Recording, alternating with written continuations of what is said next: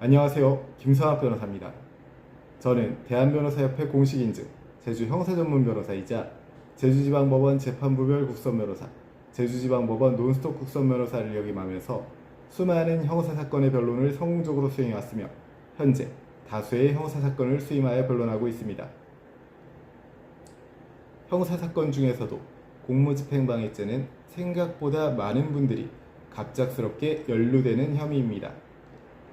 특히 음주 상태에서 경찰과 실랑이가 생기거나 단속 과정에서 감정적으로 대응한 경우 공무집행방해로 입건되는 사례가 제주에서도 꾸준히 증가하고 있습니다.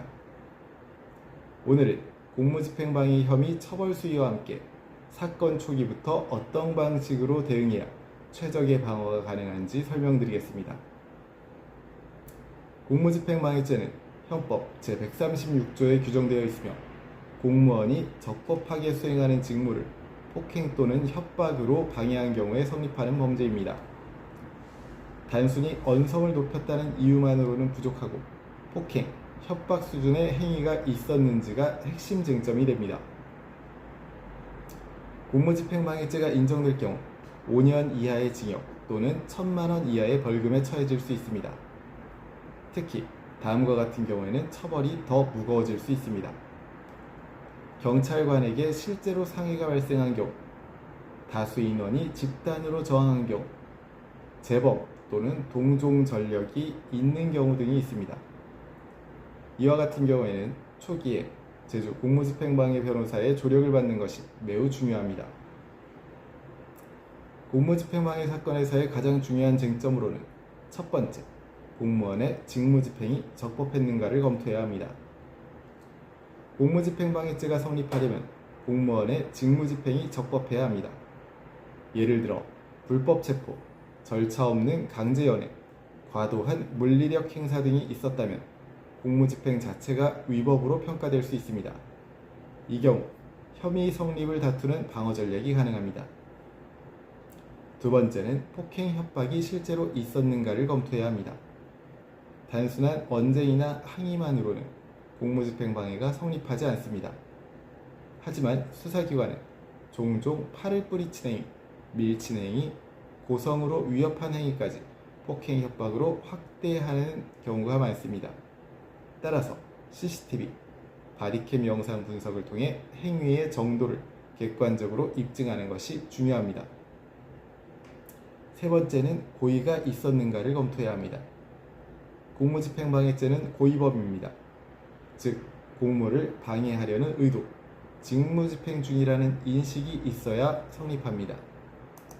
만약 음주 상태로 판단력이 저하되었거나 상황을 제대로 인식하지 못하였다면 고의성 부분에서 방어가 가능합니다. 공무집행방해 혐의 최적의 방어 전략으로는 첫 번째, 사건 초기 진술이 가장 중요하다는 점입니다. 공무집행방해 사건은 초기 진술이 향후 재판 결과를 좌우합니다. 경찰 조사에서 감정적으로 대응하거나 불리한 진술을 해버리면 추후 번복이 매우 어렵습니다.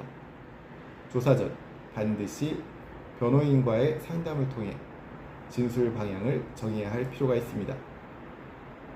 두 번째는 영상 증거 확보가 핵심입니다. 공무집행방해 사건은 대부분 경찰 바디캠, CCTV, 현장 목격자 등 증거로 판단됩니다. 변호인은 영상 분석을 통해 폭행 여부, 과잉 진압 여부를 따져 혐의 축소 또는 무죄 주장 전략을 세울 수 있습니다. 세 번째는 피해 공무원과의 합의 및 탄원서 제출입니다. 공무집행방해는 국가법익 범죄이지만 실무상 피해 경찰관의 처벌 의사도 양형에 영향을 미치게 됩니다. 가능한 경우 사과문 제출, 합의 시도, 선처 탄원서 확보가 감형에 도움이 됩니다. 공무집행방해죄는 순간의 감정적 행동으로도 중대한 형사처벌로 이어질 수 있습니다. 하지만 사건의 경위와 증거를 면밀히 검토하면 충분히 방어 가능성이 있는 사건이 많습니다. 현재 공무집행방해 혐의에 대한 법률적 도움이 필요하시다면 언제든지 제주 형사전문 변호사 김성학 법률사무소를 찾아주시면 신속, 정확한 해법을 제시해드리겠습니다. 조금이나마 도움이 되셨으면 합니다. 감히 최고라고 자부할 수는 없지만 여러분의 권리를 지키고 항상 최선의 결과로 만족을 드리는 제주 형사전문 김성학 변호사입니다. 감사합니다.